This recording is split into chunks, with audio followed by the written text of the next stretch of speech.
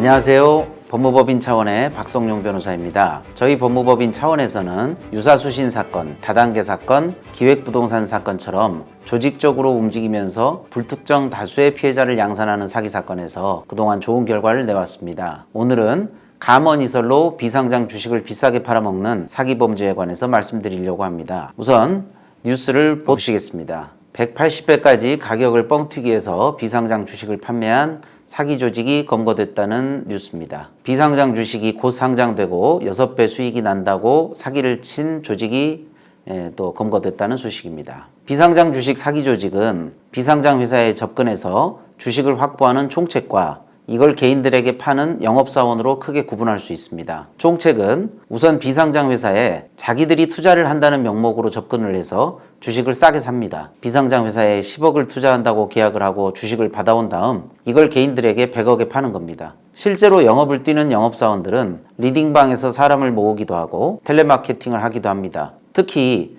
주변 지인이나 지인의 지인 같은 사람들에게도 영업을 합니다. 이 사람들을 만나면 먼저 자기가 무슨 투자회사 팀장이라고 되어 있는 명함을 주면서 자기네 회사가 우량 비상장 회사를 상장시켜서 고수익을 낸다. 이러면서 A라는 회사가 곧 상장될 예정이다. 상장되면 최소 300%는 수익이 날 것이다. 상장이 안 되면 주식을 도로 사주겠다.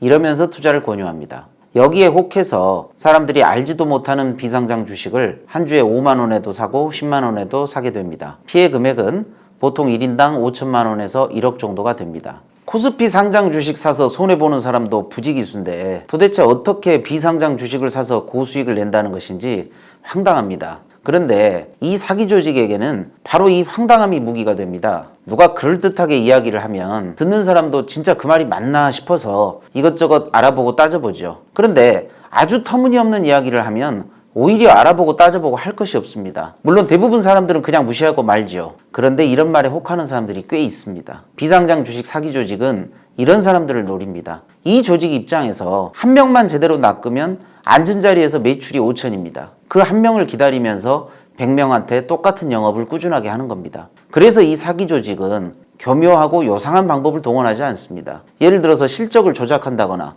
이런 난이도 높은 방법을 쓰지 않습니다. 이런 게 필요한 사람은 아예 타겟으로 삼지를 않아요. 그럴 필요가 없거든요. 아까도 말씀드린 것처럼 100명 중에 한 명을 노리니까요. 그래서 이 사람들은 주구장창 곧 상장이 될 것이고 상장되면 300% 이상 오를 것이라는 식의 멘트만 합니다. 그래놓고 나중에는 자기는 단순히 투자를 권유했을 뿐이고 자기의 예측을 말했을 뿐이라고 변명을 합니다. 나중에 피해자가 자기한테 주식을 판 영업사원을 사기죄로 고소했는데 무혐의가 나오는 경우가 종종 있습니다. 그게 바로 이런 메커니즘으로 그렇게 되는 겁니다.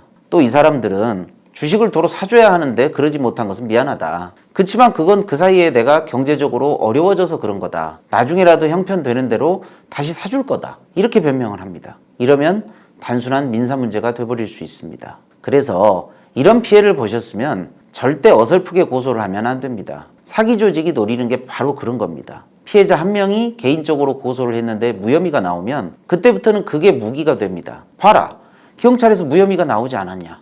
이러면서 되려 환불을 요구하는 다른 피해자들을 조롱하고 고소하겠다는 피해자에게 나도 무고죄로 역고소하겠다고 협박을 하죠. 이러면서 자연스럽게 시간이 흐르고 피해자들의 관심이 식기를 기다리는 겁니다. 저희 법무법인 차원에서는 이런 유형의 비상장 주식 사기에 당한 피해자분들을 대리해서 영업사원과 총책을 고소하는 업무를 하고 있는데요. 별다른 논리도 없이 그냥 저 사람이 나한테 상장된다고 했는데 안 되더라. 오른다고 했는데 안 오르더라. 그러니까 사기다. 이렇게 주장해서는 좋은 결과를 보기 어렵습니다. 변호사의 도움을 받는 것이 좋습니다. 비상장 주식 사기 조직이 처벌받은 판결문을 간단하게 소개해드리겠습니다.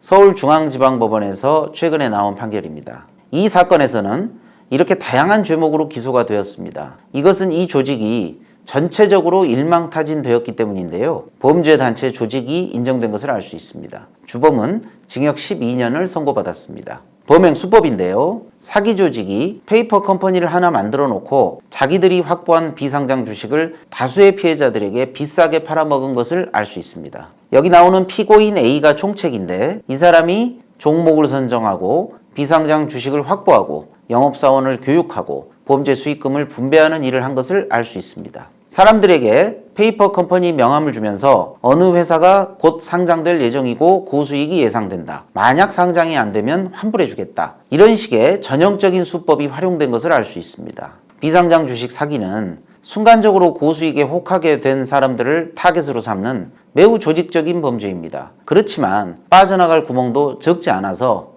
주먹국으로 고소하면 낭패를 보기 쉽습니다. 비상장 주식 사기로 피해를 보신 분들은 저희 법무법인 차원으로 연락하셔서 꼭 구제를 받으시기 바랍니다. 감사합니다.